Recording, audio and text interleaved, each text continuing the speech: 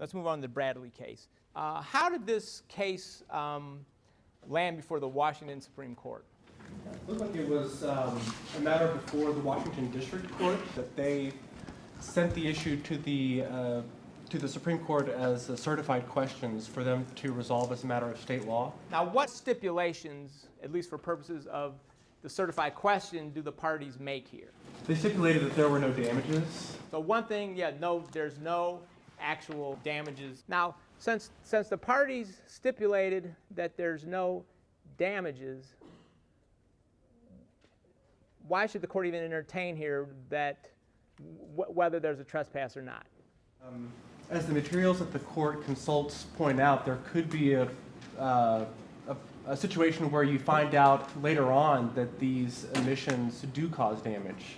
So it would be important to know whether or not you consider it a trespass or a nuisance in case the issue arises again. The casebook refers to this as sort of a hybrid trespass. What are the elements of this hybrid trespass?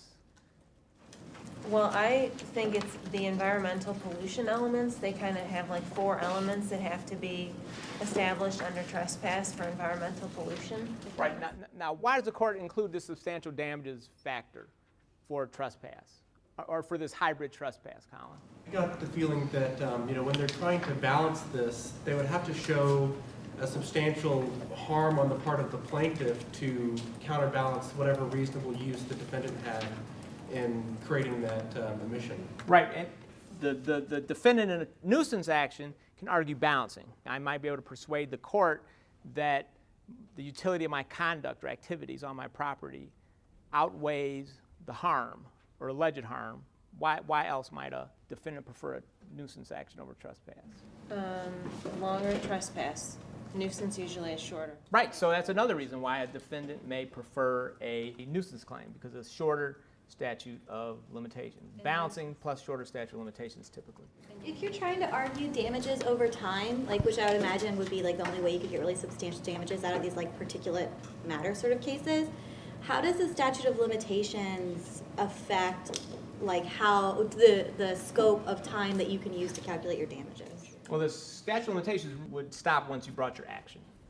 But for example, And for claims of future harms or ongoing harms, the statute of limitations shouldn't affect that. The conduct that causes the contaminated drinking well or soil may have happened decades ago and only recently come to light.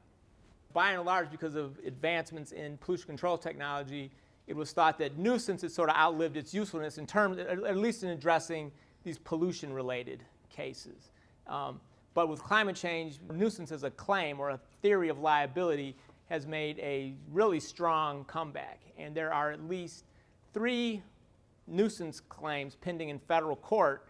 And the underlying claim is that because of emissions from coal-fired power plants or from automobiles or from other intensive sources of carbon emissions, that those are private or public nuisances. Any questions about the Bradley case or further comments? Okay, let's turn to the public nuisance. Adrian.